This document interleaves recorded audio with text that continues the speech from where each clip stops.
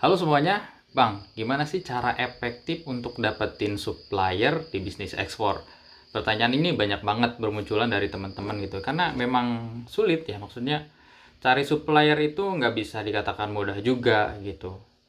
Jadi banyak juga yang bilang bahwa cari supplier ini lebih sulit daripada cari buyer gitu.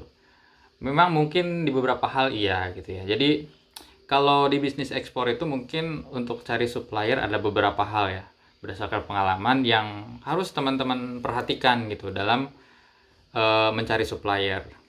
Yang pertama, teman-teman ketika mencari supplier tuh tentukan dulu mau produk apa yang kita ekspor, komoditas apa yang akan kita ekspor gitu.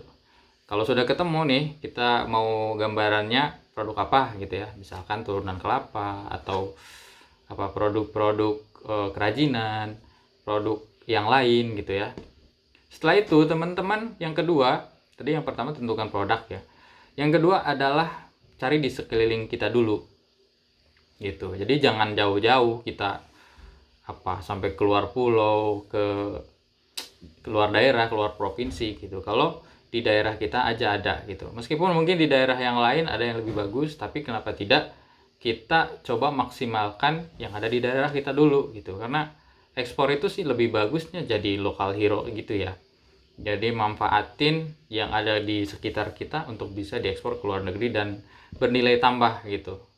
Sehingga berujung pada kesejahteraan kita sebagai eksportir juga petani yang ada di daerah itu.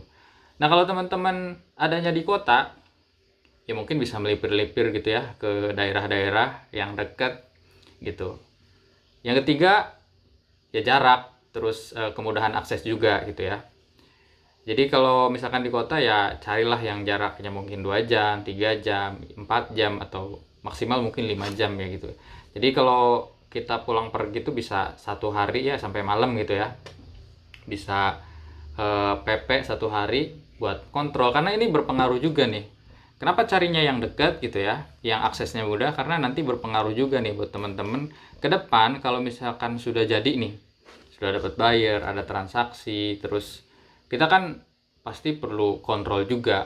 Jadi kalau mau untuk ngecek quality controlnya dan lain sebagainya, kalau deket kan enak gitu, mau ngobrol mau apa, jadi kita bisa tiap minggu, tiap bulan gitu ya, bisa berkunjung ke pabriknya si supplier. Atau kalau misalkan memang kebetulan dapetnya ya petani dan lain sebagainya, ya kita bisa bantuin untuk buat si bisnis petaninya ini atau pengepul bisa tumbuh, grow up gitu ya, atau tumbuh lebih besar gitu dengan bantuan kita. Seperti itu mereka akan lebih welcome ya, seperti itu. Nah, kalau untuk suppliernya itu kan beda-beda ya, ada yang petani. Kalau petani mungkin teman-teman akan di sedikit terkendalanya di masalah quality control gitu, di masalah quality control, karena mereka kan belum punya pabrik atau pengepul lah gitu ya. Mereka belum punya pabrik, mereka biasanya panen asalan. Kalau disortir mungkin ada beberapa yang disortir juga gitu. Jadi teman-teman harus ngurusin quality controlnya sendiri atau bikin sistem gitu ya. Ya itu dia gitu, makanya carinya yang deket ya biar teman-teman bisa ngurusin itu semua. Kalau memang mau dapatnya supplier yang petani langsung. Kemudian kendala yang lain juga di pembayaran biasanya kalau petani yang langsung gitu ya. Biasanya kalau petani kan yang penting laku gitu. Jadi kita harus siapin modal yang cukup banyak gitu untuk nutupin satu transaksi itu. Nah, kemudian eh, tipe supplier yang lain pabrik mungkin ya. Jadi biasanya di daerah itu ada rumah produksi seperti tempat kita gitu ya. Itu secara quality control sudah lebih bagus. Maksudnya mereka punya gitu ya, quality control mereka punya sendiri, terus sertifikasi mereka lengkap gitu. Terus masalah pembayaran itu bisa dibicarakan dan lain sebagainya gitu. Ya mungkin kalau untuk harga ya itu berarti teman-teman ya akan sedikit berbeda daripada kita dapat supplier yang di petani, karena mungkin di pabriknya sudah ya harus pengelolaannya kan perlu biaya juga, jadinya nambah cost gitu. Jadi untuk harga produknya pastinya lebih tinggi sedikit gitu, seperti itu. Nah, terus ada juga yang supplier trader gitu ya, jadi tangan ketiga atau tangan kedua gitu ya, seperti itu. Ada juga yang seperti itu. Nah, kalau untuk yang itu mungkin harganya jadi lebih tinggi sedikit gitu ya. Itulah tipe-tipe supplier. Jadi kalau petani, teman-teman harus quality control sendiri. Kalau pabrik ya mereka sudah punya quality control. Tergantung nanti ketemunya di mana gitu. Cuma hal-hal itu yang perlu diperhatikan. Semuanya ada kelebihan dan kekurangan masing-masing gitu. Itu ya. Yang pertama, tentukan komoditas. Yang kedua, apa namanya? Cari di sekeliling gitu ya, yang ada di sekitar kita. Terus yang ketiga adalah kemudahan akses. Terus ini yang penting juga nih, yang keempat mungkin pendekatan ya, atau approaching gitu. Karena ini jadi hal yang apa? Mungkin ini sih banyak yang susahnya tuh di sininya gitu, di approachingnya gitu kan. Biasanya kita pertama menghubungi tuh yang pertama biasanya via email, via telepon, via WhatsApp dan lain sebagainya gitu. Kita tuh kadang tidak memperhatikan komunikasi yang baik. Komunikasi yang baik itu seperti apa ya? Attitude dipakai, terus cara kita berbicara gitu, jangan kayak apa ya? Kayak nawar kacang kayak apa gitu ya. Kurang etis aja gitu. Kayak misalkan tiba-tiba, Pak, tolong kirimin spek produk terus sertifikasi ini, saya mau eksporin produk Bapak gitu ya. Ini beneran kita alami juga, kita kan sebagai supplier juga ya. Kita alami juga mungkin setiap bulannya ada puluhan bahkan hampir ratusan orang ya yang WA seperti itu. Ada beberapa memang komunikasinya sudah bagus gitu ya, tapi kebanyakan ya masih seperti itu. Pak, tolong dong gitu ya, kirim press list, informasi produk knowledge gitu. Saya mau eksporin produk Bapak gitu. Nggak gitu caranya gitu ya. Jadi kalau mau mendekati atau ya pendekatan kepada supplier itu yang baik-baik gitu.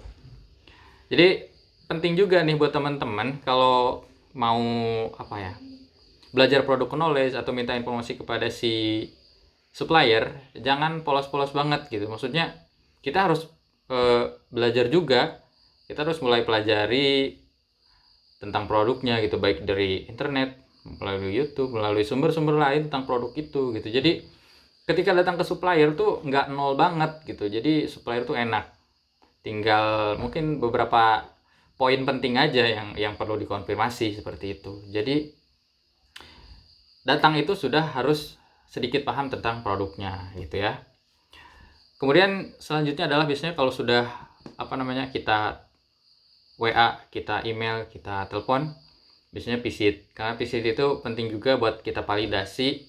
Ada juga nih yang cerita ke saya, "Bang, saya tuh apa ya, sudah ada transaksi, mau ada transaksi sama buyer. Coba tuh saya ragu gitu sama suppliernya karena saya belum pernah datang ke tempatnya gitu." Ya makanya itulah pentingnya kita visit atau kita kunjungan ke tempatnya untuk memastikan ini benar nggak perusahaannya gitu. Terus dia itu benar nggak gitu ya yang mengelola atau sebagai apa di sana. Kalau trader ya jelaskan bahwa dia trader gitu, nggak masalah juga gitu. Yang penting kan valid, yang penting kan benar gitu, seperti itu teman-teman. Visit itu salah satunya untuk memastikan bahwa memang supplier ini memang benar ada gitu dan bisnisnya benar jalan seperti itu. Itu salah satu yang bisa kita lakukan untuk menghindari hal-hal yang tidak diinginkan. Terus yang ketiga, ini yang approaching ya, ini yang poin yang ketiga dari approaching itu biasanya apa ya, lebih ke menjaga hubungan sih, menjaga hubungan. Kebanyakan nih teman-teman yang datang sebagai trader seperti kita, eksportir gitu ya, yang eksportir pemula ini datang tak diundang, pulang tak diantar gitu, kayak jelangkung gitu ya. Jadi ya itu dia gitu, apa ya, ketika sudah tadi nanya-nanya tentang Pak minta apa dokumen sertifikasi gitu, minta produk knowledge terus dan lain-lain, sudah gitu ya, sudah gitu hilang entah kemana gitu. Itu mungkin apa ya, si tradernya mungkin nggak menemukan buyer atau seperti apa. Tapi menurut saya begini, walaupun kita nggak ketemu sama buyernya atau setelah datang kan cerita ada buyer ini dan lain sebagainya, coba tolong di follow up juga gitu ke si suppliernya agar dia nggak terlalu banyak harapan palsu gitu ya. Kalau mungkin seperti kita supplier-supplier yang biasa ekspor, yang ekspornya jalan gitu, terus yang di dalam negerinya jalan, nggak masalah juga sih, nggak ada masalah gitu ya. Cuma ini kan kalau terjadi pada suppliernya petani misalkan, terus pengepul gitu ya, tiba-tiba teman-teman datang menanyakan banyak hal, terus udah gitu ngilang begitu saja gitu tanpa adanya konfirmasi. Misalkan, Pak, untuk penawaran kemarin saya sudah coba ke Belgia misalnya, tapi kebetulan speknya masih dipelajari dulu sama pelajari, untuk sekarang belum ada permintaan. Seperti itu kan beres gitu. Terus teman-teman bisa juga sekedar say hello, 1 minggu, 1 bulan sekali gitu ya, buat tanya kabar dan lain sebagainya. Itu tuh bakalan menjaga silaturahmi kita sama supplier. Dan mungkin pada suatu saat nanti ketika teman-teman menemukan buyer, terus kita tetap komunikasi dengan supplier gitu, nanti enak juga gitu untuk memulai laginya gitu, nggak usah dari perkenalan dari awal lagi gitu. Seperti itu teman-teman, kalau adanya hubungan baik atau menjaga hubungan baik dengan supplier. Karena kebanyakan yaitu yang pemula-pemula ini yang datang gitu ya, yaitu datang tidak diundang, pulang tidak diantar gitu ya. Jadi cuma sekedar datang terus belajar produk knowledge sudah hilang gitu, seperti itu. Padahal ya ketika kita mau urusan lancar ya, kan silaturahmi adalah pintu rezeki juga gitu. Jadi ya jaga hubungan baik aja, tanya kabar dan lain sebagainya gitu. Berteman dengan supplier nggak ada masalah juga, karena itu bisa mungkin suatu saat kita butuh produk mereka, jadi enak gitu ngomongnya gitu ya. Terus yang jadi poin-poin penting yang harus teman-teman tanyakan itu sebenarnya kan nggak banyak ya, yang harus teman-teman gali itu untuk produk knowledge-nya gitu ya. Yang pertama paling ya kapasitas per bulannya gitu, terus harga ya, terus mungkin spek sama term pembayarannya, paymentnya seperti apa gitu. Itu aja cukup gitu ya. Jadi nggak usah terlalu bertele-tele tanya banyak hal gitu ke si supplier, karena supplier kan ini mohon maaf banyak kerjaan yang lain, banyak kesibukan gitu ya. Jadi kalau harus menghabiskan waktu untuk ngasih tahu semuanya gitu ya, makanya itu pentingnya ketika mau datang ke supplier kita belajar produk knowledge-nya dulu gitu, belajar ya minimal gambaran besar lah gitu ya tentang sebuah produknya. Misalkan nih mau datang ke tempat kami mau tentang aren, ya coba baca dulu di artikel, terus lihat dulu di YouTube, lihat dulu di berbagai media yang lain yang memberikan informasi tentang aren dan lain sebagainya. Jadi ketika datang ke tempat kami itu tinggal tanya aja, ini kapasitas berapa Pak gitu ya. Jadi kita bilang 20 tonan atau 28 ton gitu.